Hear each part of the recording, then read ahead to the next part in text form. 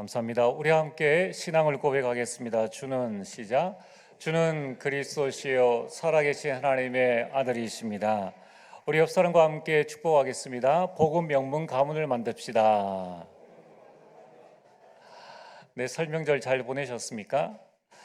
우리가 설명절 이후에 이제 다시 영적인 흐름을 타면서 저와 여러분들이 하나님의 은혜 속에 들어가게 되기를 주 이름으로 축복합니다.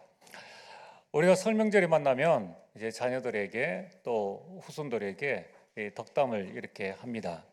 여러분, 우리가 자녀들에게 남길 영원한 기업이 뭐겠습니까? 우리 자녀들에게 남길 영원한 작품, 내 인생에 영원한 유산이 있다면은 그것은 바로 복음 명문 가문입니다. 우리 자녀들은 다 출가했는데 늦지 않았나? 아닙니다. 아브라함은 75세에 시작을 했습니다.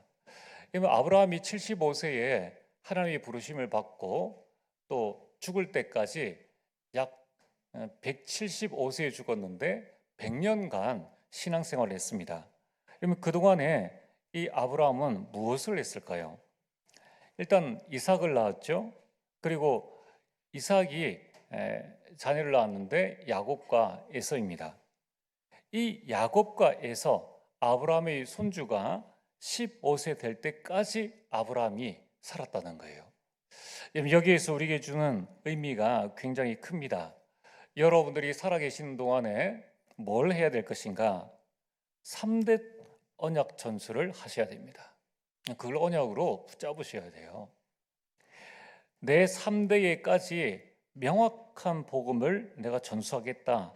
두 번째는 그 언약을 붙잡고 기도를 하는 겁니다. 세 번째는 후대를 위해서 여러분들이 기도를 하는 겁니다.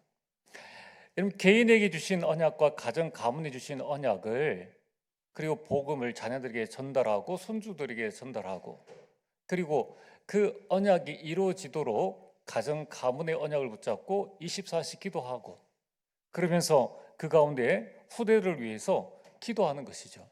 이게 바로 복음의 명문 가문입니다. 이것은 아브라함뿐만 아니라 창세기 48장 1절에서 창세기 49장 33절에 보면은 이 긴 장 동안에 야곱이 요셉의 자녀들 또 야곱의 자녀 12아들을 두고 축복해서 기도하는 장면들이 나옵니다. 얼마나 복스러운지 몰라요. 그래서 여러분들도 하나님께서 나를 천국으로 부르시기 전에 이렇게 유언하고 축복할 수 있어야 됩니다. 창세기 49장 28절에 보면은 이들은 이스라엘의 12지파라 이와 같이 그들의 아버지가 그들에게 말하고 그들에게 축복하였으니 곧 그들 각 사람의 분량대로 축복하였더라. 우리 부모님들과 조부모님들은 꼭 읽어보시길 바랍니다. 여러분, 우리가 하나님의 부르심을 받기 전에 자녀의 미래에 대해서 여러분들이 축복기도 할 수 있어야 되고 또 자녀들에게 이렇게 살아라 라고 복음의 유언을 할 수 있어야 됩니다. 자, 그러면은 오늘 여러분들이 어떻게 하면은 우리 가정 가문을 복음의 명문 가문으로 만들 수 있는가? 그 첫 번째가 하나님의 절대 주권을 믿으면 됩니다. 하나님 가정을 만드신 분이 하나님이십니다. 그리고 가정이 모여서 가문을 이루게 하신 분도 하나님이세요. 그러므로 여러분들이 가정 가문에 대한 정확한 언약을 붙잡으시면 됩니다. 그게 뭡니까? 사도행전 16장 31절 주 예수를 믿으라. 그리하면 너와 내 집이 구원을 얻으리라. 가정 복음화, 가문 복음화, 그리고 복음 명문 가문. 여러분, 그래서 하나님의 절대 주권을 믿는 것이 복음 명문 가문의 시작입니다. 두 번째는 하나님의 절대 계획을 발견하면 됩니다. 가정 가문에 문제 많죠? 갈등 많죠? 위기 많죠? 여러분, 불신 가정과 믿는 가정의 차이는 뭐냐면은 모든 문제는 가정 복음화의 답입니다. 그럼 가정 간의 모든 갈등은 가문 복음화를 위한 갱신입니다. 여러분 가정 가문에 일어나는 모든 위기는 복음 명분 가문의 기회예요. 그래서 여러분들이 명절을 당하시면은 아브라함, 이삭, 야곱, 요셉에 이르는 이 창세기의 말씀을 계속 한번 읽어보시기 바랍니다.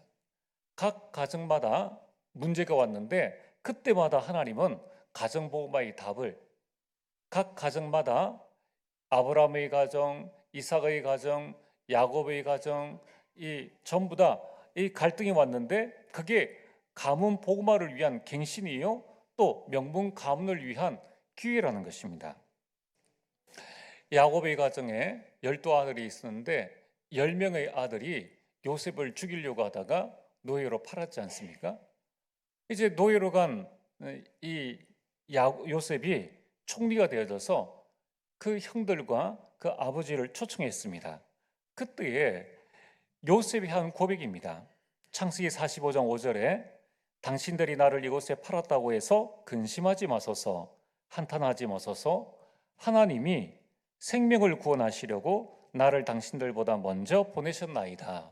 우리 방송실 화면 그 메시지 준비되었으면 제가 읽을 때 그걸 띄우면 됩니다. 아까 이야기한 것처럼. 자, 그리고 창세기 45장 8절에 그런즉 나를 이리로 보낸 이는 당신들이 아니요 하나님이시라. 하나님이 나를 바로에게 아버지로 삼으시고 그 온 집의 주로 삼으시며 애굽 온 땅의 통치자로 삼으셨나이다. 그래서 오늘 여러분들이 이러한 문제 갈등 위기에 속지만 않으면 됩니다. 세 번째는 하나님의 절대 인도를 받으면 됩니다. 75세 된 아브라함은 이 하나님의 언약을 붙잡고 창세기 12장 4절에 보면 여호와의 말씀을 따라갔습니다. 그리고 창세기 12장 7절에서 8절에 아브라함은 가는 곳마다 예배를 드렸어요. 그 이사 예배를 가는 곳마다 드리고 거기에서 흑암 꺾고 언약 붙잡고 하나님께 영광 돌리는 축복을 누렸다는 것입니다.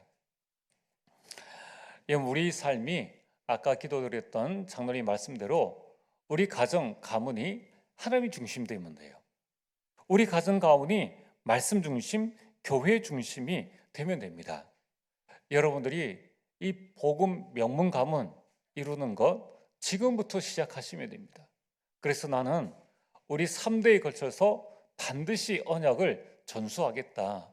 그리고 가정 가문해 주신 언약을 붙잡고 기도하겠다. 그리고 우리 손주들 후대들을 위해서 내가 24 기도하겠다. 이 사명이 다 하는 것이 우리 인생의 마지막입니다. 여러분들 그 언약을 반드시 붙잡고 하나님 인도 받게 되기를 주의로 축복합니다. 자, 오늘 본론입니다. 오늘 말씀의 제목은 복음을 맛보아 알지어다입니다. 이 복 있는 자는 어떤 자입니까? 복음의 맛을 본 자가 복 있는 사람입니다. 오늘 하나님의 말씀 시편 34편 이 말씀은 사무엘상 21장 10절에서 15절에 다윗에 관한 이야기를 기록한 시편입니다. 지금 인간적 욕심으로 왕권을 계속 유지하기 위해서 이 다윗을 죽이려는 사울 왕을 피해서 이 다윗이 도망을 다녔습니다. 자, 그런 가운데 다윗이 궁지에 몰렸습니다. 이 가드 왕 아기스에게 피신을 했는데 이 아기스의 신하들이 다윗이 과거에 블레셋 장군 이 골리앗을 죽인 자라는 이유로 그를 죽일 것을 요구를 했습니다. 이 다윗은 다급한 나머지 귀신에 사로잡힌 자처럼 미친 척해서 그 위기에서 벗어날 수 있었습니다. 자, 이러한 죽음의 위기에서 벗어난 다윗은 하나님으로 인해서 구원받은 사실에 너무 감격하여 이 시편 34편을 지었습니다. 그래서 8절에 다윗은 이렇게 고백하고 있습니다. 너희는 여호와의 선하심을 맛보아 알지어다. 다윗은 이 자신이 하나님의 구원의 은혜를 맛보아 안 것처럼 다른 사람들도 하나님의 선하심을 맛보아 알 것을 전하고 있습니다. 왜냐하면은 8절 후반절에 보면 그에게 피하는 자는 복이 있도다. 나를 구원하신 그 그리스도께 피하는 자, 여호와께 피하는 자는 복이 있기 때문입니다. 어느 정도로 복이 있냐면은 시편 34편 10절 말씀입니다. 젊은 사자는 궁핍하여 줄일지라도 여호와를 찾는 자는 모든 좋은 곳에 부족함이 없으리로다. 여러분들, 야생의 동물 중에 왕이 사자 아닙니까? 그 중에 젊은 사자는 왕 중의 왕입니다. 젊은 사자가 굶주릴 일이 있겠습니까? 그 많은 야생의 얼룩말 많은 먹이들이 있는데 젊은 사자가 굶주릴 일은 없다는 거예요. 그런 일은 일어날 수가 없습니다. 그러나 설령 그런 재앙이 온다 할지라도 여호와를 찾는 자는 모든 좋은 것에 부족함이 없으리로다. 여러분, 이것이 여호와의 선하심을 맛보아 알고 그에게 피하는 자에게 주시는 복이라는 거예요. 그래서 히브리서 11장 38절에는 이런 사람은, 여호와께 피하는 사람은 세상이 감당하지 못한다고 했습니다. 여러분, 다윗이 말한 이 하나님의 선하심은 구원의 은혜입니다. 그 구원의 은혜가 바로 신약 성경의 복음이라는 거예요. 그래서 이 맛을 본 사람이 구약의 다윗이라면 신약에는 바울이 있습니다. 여러분, 우리는 이 시대를 살리는 주역의 응답을 올 한 해에 어떻게 받을 수 있겠습니까? 그것은 내가 먼저 복음을 맛보고 알아야 합니다. 그렇다면 우리가 맛보고 알아야 할 복음의 내용은 무엇입니까? 이건 첫 번째입니다. 복음에는 도대체 무엇이 들어있길래 그것을 맛을 보고 알아야 된다고 지금 말씀하고 있습니까? 복음은 예수 그리스도의 구원입니다. 자, 오늘 여러분들이 지금 우리는 올 한 해에 로마서 말씀을 계속 나누고 있습니다. 여기에서 복음을 분명하게 붙잡으셔야 돼요. 누가 여러분들에게 복음이 뭡니까? 라고 물어보면은 복음은 예수 그리스도의 구원입니다. 예수 그리스도께서 나를 구원하신 것입니다. 그래서 한 문장으로 3초 만에 말할 수 있고 이것을 풀어서 1분 만에, 5분 만에, 30분 만에 또는 하루 종일 말할 수 있는 게 복음이라는 거예요.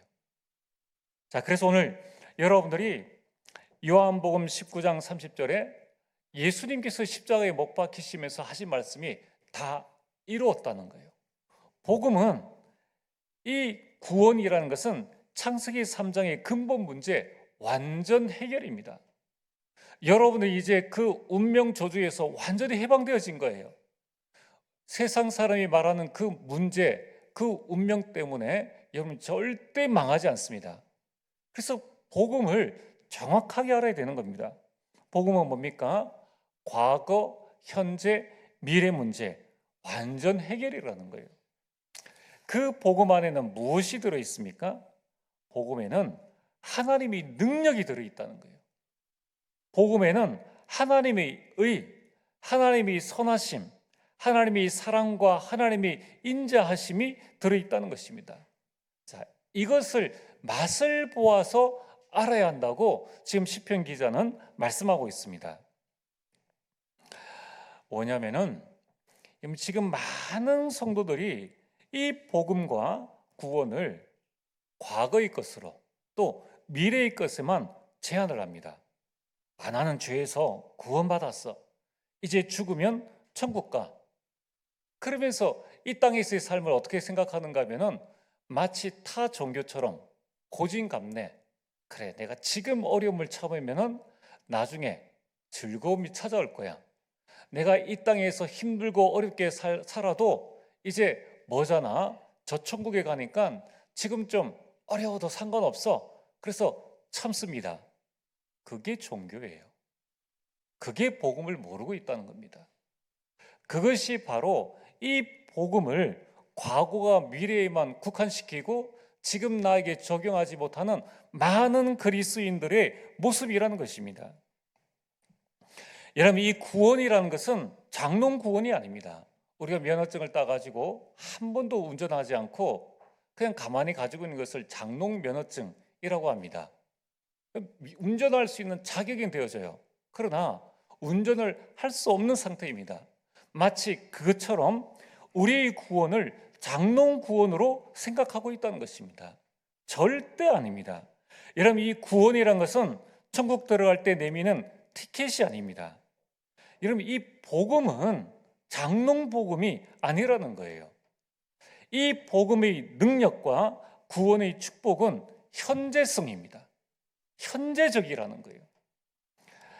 그래서 이것은 과거나 오늘이나 미래에 동일하다는 거예요.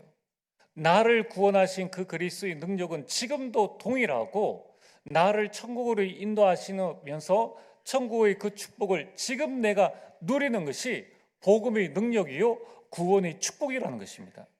그러니까 많은 기독교인들이 이 사실을 몰라요. 난 구원받았으니까 됐어. 지금 로마 교회에 이 바울이 로마서를 보내는 이유가 뭡니까? 유대교 그리스도인들은 야, 예수 그리스도로 안 돼. 너 율법을 지켜야 돼. 할례를 받아야 돼. 과거 다 끝났는데. 현재 자신의 모습을 기준으로 해서 이방인 그리스도를 정죄하고 있다는 겁니다. 또 이방인 그리스도인이 뭡니까? 나 구원받았어. 나 천국 가는 게 확실해. 그러니까 이 땅에서 내 마음대로 살아도 돼. 그 삶이 즐거움이면, 그 삶이 행복이면 되는데 쾌락을 쫓아서 살아가는 거예요. 인생의 아주 작은 그 하나의 쾌락을 쫓아서 하나님이 주신 어마어마한 축복들을 놓쳐버리고 있는 그들을 향하여서 바울이 주시는 말씀이 뭡니까? 그게 아니야. 복음은 그 정도가 아니야. 복음에는 지금 이 세상을 이길 수 있는 하나님의 능력이 들어있어. 이 복음에는 하나님의 사랑과 하나님의 인자하심이 들어있는 거야. 너희들의 삶이 그 정도의 삶이 아니야 라는 것을 말씀하고 있다는 거예요. 우리가 명절에 많은 음식을 맛보았지 않습니까? 우리가 맛을 봐야 그것을 알 수가 있죠. 여러분, 백종원 씨가 아무리 나와서 이 자신이 만든 파스타 맛을 설명을 해도 그렇겠지 하지, 우리가 그래 이렇게는 안 되어진다는 거예요. 여러분, 지금 우리가 알아야 될 게 뭡니까? 지금 구원의 축복을 누리고 응답을 받아야 된다는 거예요. 내가 지금 문제 가운데 있습니까? 갈등 가운데 있습니까? 내가 위기 가운데 있습니까? 좀 참으면 되겠지. 그러면 병납니다. 그건 복음이 아니라는 거예요. 그럼 지금 내가 문제, 갈등, 위기 가운데서 구원의 축복을 누리고 그 문제 가운데서, 갈등 가운데서, 위기 가운데서 응답을 받아야 한다는 것입니다. 지금 내가 복음의 능력으로 가정 가문의 흑암을 꺾고 복음의 명문 가문 만드는 게 복음이에요. 자녀들이 고집이 세가지고 예수님 안 믿으려고 한다. 자녀가 고집이 센 게 아니고, 지난주 뭐라고 말씀드렸습니까? 영적 사실을 보라. 그를 붙잡고 있는 흑암 세력이 마음과 생각을 어둡게 한다는 이 영적 사실을 봐야 된다는 거예요. 여러분들이 먼저 복음의 현재성을 누리고 체험하시길 바랍니다. 그래야지만 내가 본 이 복음의 맛을 남들에게 전달해 줄 수 있다는 것입니다. 여러분, 오늘 본론 두 번째로 복음의 진짜 맛을 본 사람이 바울입니다. 어느 정도로 맛을 봤느냐? 중독이 되어버렸어요. 그래서 바울은 복음 중독자입니다. 여러분, 이 바울이 어느 정도의 복음의 맛을 보았는가? 여러분, 우리가 음식의 맛을 보다가 이 맛있으면은 계속 먹게 되죠. 그럼 먹다 보면은 빵이 맛있어요. 빵이 맛있어서 계속 먹다 보면은 자신도 모르게 탄수화물 중독, 당 중독에 빠지게 됩니다. 운동을 좋아하는 사람이 운동하다 보면은 운동 중독에, 헬스 중독에 빠지게 되는 거예요. 바울이 어느 정도로 복음의 맛을 체험하고 누렸느냐 하면은 중독될 정도로 이 복음의 맛을 확실하게 봤다는 것입니다. 사도행전 26장 24절에서 9절에 보면은 지금 바울이 변명하는 것이 나오는데, 이 말하는 것이 나오는데, 이 말이 뭐냐면은 지금 이 유대의 새로운 로마 총독 베스도가 나오게 되었습니다. 이때에 이 베스도가 유대왕 아그리빠와 천부장과 높은 사람을 불러놓고 사울을, 이 바울이죠, 바울을 재판하는 자리입니다. 이 종교 재판의 자리예요. 이때 바울이 유대인의 고소에 대해서 변명을 합니다. 그게 사도행전 26장 1절에서 23절까지인데, 바울이 말하는 그 말을 들은 이 베스도가 하는 말이 뭐냐면은 사도행전 26장 24절입니다. 지금 바울이 복음을 전했는데 여기에 대해서 총독이 하는 말이 뭐냐면은, 바울이 같이 변명하며 베스도가 크게 소리내어 이르되, 바울아, 내가 미쳤도다. 내 많은 학문이 너를 미치게 한다. 이렇게 말할 정도였다는 거예요. 베스도는 바울을 알고 있습니다. 이 사람이 지금 바리새인이요, 이 사람이 가말리엘 학문을 배운 아주 똑똑한 사람이다라는 걸 알 수 있는데 영 엉뚱한 말을 하니까 어느 정도냐면은 이 총독의 눈에는 바울아, 내가 미쳤도다 할 만큼 복음에 대해서 확실하게 알았다는 겁니다. 왜 미쳤도다 이렇게 말하는가 하면은, 이 자리에 당장 베스도의 한마디면은 바울을 죽일 수도 있습니다. 그런데 복음 때문에 고소를 당했는데 바울이 복음을 또 전하는 거예요. 그 죽음의 자리에서. 그러니까 불신자 베스도의 눈에 볼 때는 완전 미친 사람이구나, 이 정도로 바울은 복음에 중독되었다는 것입니다. 지금 바울이 미친 것입니까? 아닙니다. 복음의 맛을 제대로 본 것입니다. 그래서 복음의 맛을 본 바울은 복음 때문에 받는 고난에 대해서 전혀 힘들어 하지 않았습니다. 고린도후서 11장 24절에서 27절에 바울은 복음 때문에 자신이 받은 고난에 대해서 이렇게 말씀하고 있습니다. 유대인들에게 40에 하나 감한 매를 5번 맞았고 40에 하나 감한 매 39대를 5번씩이나 맞았다. 이게 지금 복음 전한다는 이유로 어마어마한 이 매를 맞은 것입니다. 죽도록 맞았다는 거예요.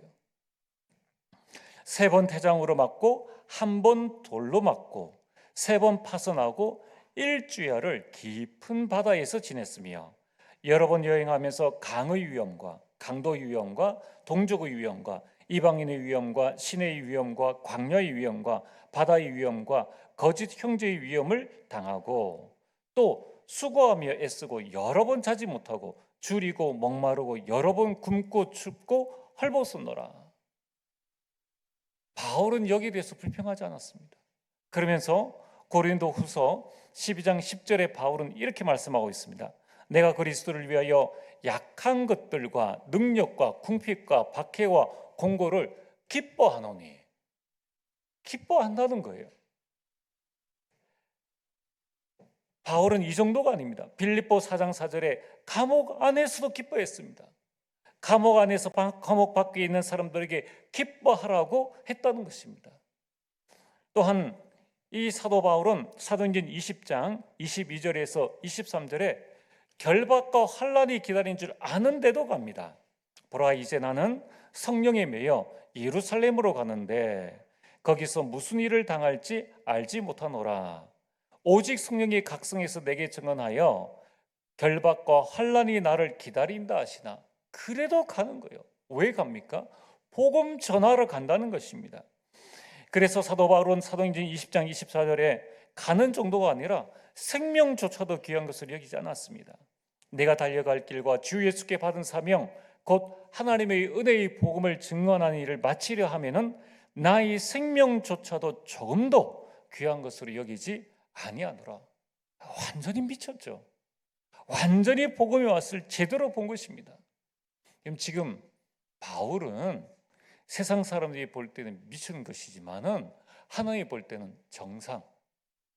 복음을 알면은 이렇게 되는 것이 당연한 것임을 성경은 지금 말씀하고 있다는 것입니다. 여러분, 지금 로마서를 쓴 이 바울이 로마서를 통해서 왜 로마 교회에 가려고 그렇게 애를 쓰는가를 말씀하고 있습니다. 그 말은 뭐냐면은 이 복음의 맛을 전하기 위해서예요. 어느 정도로 전하기를 원하느냐? 바울이 로마서를 쓴 도시는 고린도입니다. 바울이 가고자 하는 로마는 이 고린도에서 로마까지 거리가 얼마냐면은 1300km예요. 그것도 직선 거리로 비행기 타고 가야 1300km입니다. 그 당시에 비행기가 어디 있습니까? 자동차가 어디 있습니까? 바울이 말을 타고 갑니까? 그렇지 않습니다. 걸어가야 됩니다. 걸어서 1300km나 되는 그 거리 둘러가면은 1500km라고 합니다. 이 어마어마한 거리까지 지금 이 바울이 그러나 나는 너희들에게 가기를 원한다. 가는 중 동안에 강도 위험, 강의 위험, 이 많은 위험이 있음에도 불구하고 이 바울은 가기를 원한다는 것입니다. 복음의 맛을 못 본 자는 이해할 수가 없죠. 그러나 복음의 맛을 본 자는 시대를 살리게 되어 있습니다. 여러분, 우리가 왜 분명히 하나님께서 우리에게 주 예수를 믿어라, 그리하면 너와 내 집이 구원을 얻을 것이다. 요셉이 애굽에 갔는데 애굽의 재앙을 막았지 않습니까? 바로왕이 그를 보고 너와 같이 하나님의 영에 충만한 자를 내가 본 적이 없다라고 말하지 않았습니까? 복음의 맛을 보면은 불신자가, 불신 가정에 우리 가족과 우리 친지들이 우리를 보고 야, 정말 예수 믿어야 되겠다. 너 보니까 정말 다르구나. 이것이 복음의 맛을 본 자의 모습이라는 거예요. 오늘 여러분들이 정말 복음의 맛을 올 한 해에 제대로 보게 되기를 주의 이름으로 축복합니다. 자, 그러면은 오늘 세 번째로, 그럼 나는 어떻게 복음의 맛을 볼 것인가? 어떻게 나는 하나님의 능력을 체험하며 어떻게 나는 하나님의 사랑과 그 인자하심을 맛볼 것인가? 그것은 바로 예배입니다. 예배로 복음의 맛을 알게 됩니다. 이러면 성삼위 하나님께서는 예배 시간에 말씀으로 여러분들 가운데 역사하십니다. 예수 그리스도의 이름으로 기도할 때 우리에게 응답하십니다. 성령께서는 내 마음속에 깨달음을 주십니다. 그래서 여러분들이 예배 시간에 반드시 세 가지, 나에게 주시는 하나님의 말씀 레마와 내가 붙잡을 기도 제목, 또 하나님께서 내 마음의 감동으로 깨닫게 해주신 가정보험과 가문보험을 위해서, 직장보험을 위해서 내가 무엇을 실천해야 될 것인가. 그럼 자꾸 전도하려고 하지 마시고 실천해서 내가 응답받아서 증인될 걸 여러분들이 생각을 하시면 돼요. 여러분들이 응답받으면 남들이 보고 압니다. 내게 응답이 없는데도 가서 이야기한다. 그걸 보고 광고라고 하는 거예요. 광고는 아무 소용이 없습니다. 그건 영혼을 변화시킬 수가 없는 거예요. 여러분, 예배를 통해서 이 말씀으로 하나님의 임재, 하나님께 주시는 힘, 위로, 평안함을 얻게 되는 것입니다. 그래서 창세기 12장 7절에서 8절에 아브라함은 가는 곳마다 제단을 쌓았습니다. 예배를 드렸다는 거예요. 그래서 여러분들이 가정에서 개인 예배 중요합니다. 직장에서 여러분들이 이 예배를 드리는 것 아주 중요한 부분입니다. 또한 우리는 기도로 복음의 맛을 알게 됩니다. 예레미야 33장 2절과 3절에 일을 행하시는 여호와, 그것을 만들며 성취하시는 여호와, 그의 이름을 여호와라는 이가 이와 같이 이르시도다. 너는 내게 부르짖으라. 내가 내게 응답하겠고 내가 알지 못하는 크고 은밀한 일을 내게 보이리라.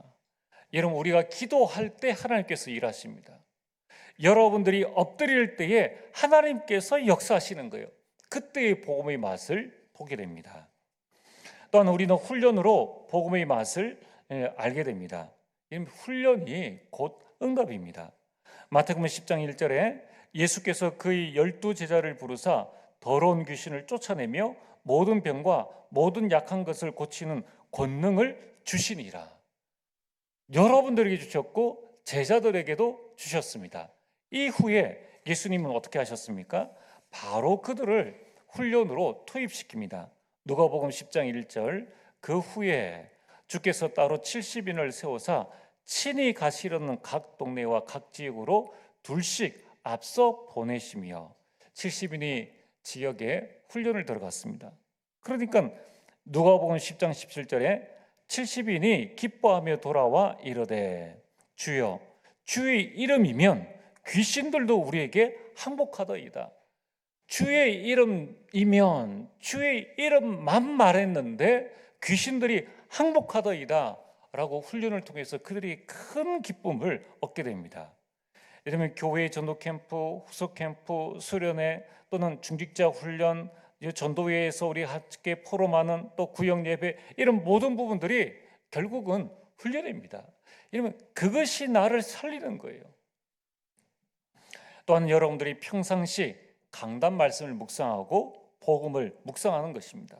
왜냐하면 누가복음 21장 33절에 천지는 없어지게 했으나 내 말은 없어지지 아니하리라. 이런 하루는 1440분입니다. 이 시간을 잘 활용하시길 바랍니다. 1440분 가운데 단 10분만이라도 내가 하나님의 말씀과 복음을 묵상하는 시간을 가질 때에 이 말씀이 나에게 각인되어지고 이 말씀이 나에게 뿌리내리고 체질이 되어진다는 겁니다. 그때까지 집중하고 묵상하시길 바랍니다. 그러면은 뭐가 나오는가 하면은 나의 CVDIP, 언약과 비전과 꿈과 내 인생 모습과 영원한 인생 작품이 나오게 된다는 겁니다. 자, 이게 나오면은 이제 그때부터 문제가 옵니까? 복음의 눈으로 보게 돼요.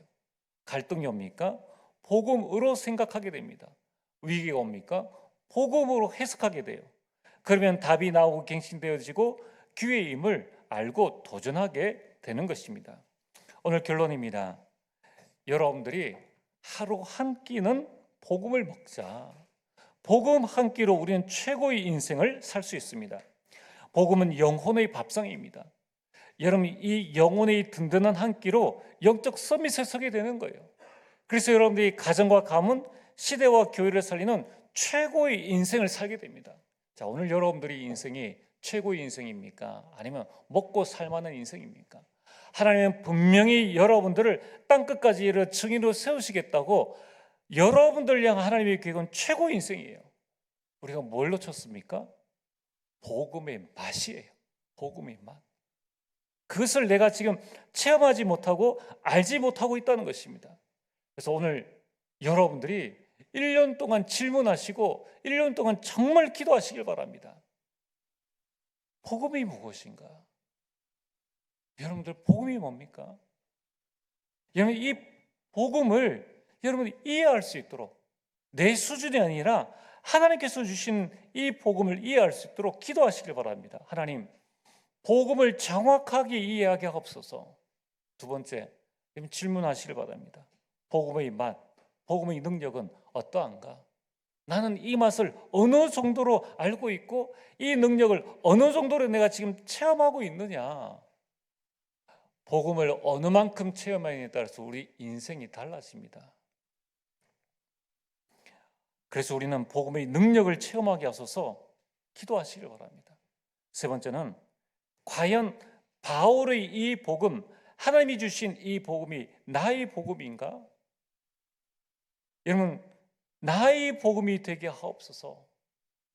네 번째는 나는 복음적 삶을 살고 있는가? 여러분, 자칫 잘못하면은 우리 이 복음을 미래의 것으로, 그래, 이 땅 사는 동안에 그냥 살다 가면 되지 뭐. 그게 복음적 운명론이에요. 복음적. 불신자들 뭐라 합니까? 그냥 살다 가면 되지. 기독교인들 복음적 운명론, 이렇게 살다 죽으면 천국 가면 돼. 여러분들이 그렇게 사는 동안에 불신자들은, 여러분의 가족들은 다 복음의 능력 놓쳐버리고 다 세상 속으로 나가게 된다는 겁니다. 하나님이 원하신 것은 복음적 삶이에요. 복음이 내 삶에 나타나게 하옵소서. 복음의 능력과 하나님의 그 신실하심이 내 삶에 나타나게 하옵소서. 마지막으로 나는 복음의 증인인가? 나는 내 힘의, 내 노력의 증인인가? 아니면 복음의 증인인가? 복음만 자랑하는 증인이 되게 하옵소서. 여러분이 복음으로 최고의 인생을 살게 되길 주의 이름으로 축복합니다. 전능하신 아버지 하나님, 참으로 감사를 드립니다. 여호와의 선하심을 맛보아 알고 성전을 건축하고 일천망대를 세운 다윗처럼, 하나님 땅 끝까지 이르러 주의 복음을 증거한 바울처럼 이 시대에 우리 주의 백성들, 우리 성도들에게 복음을 맛보아 알며 가정과 가문을 살리는 응답과 축복들 누리게 하여 주옵소서. 예수님 이름으로 기도리옵나이다. 아멘.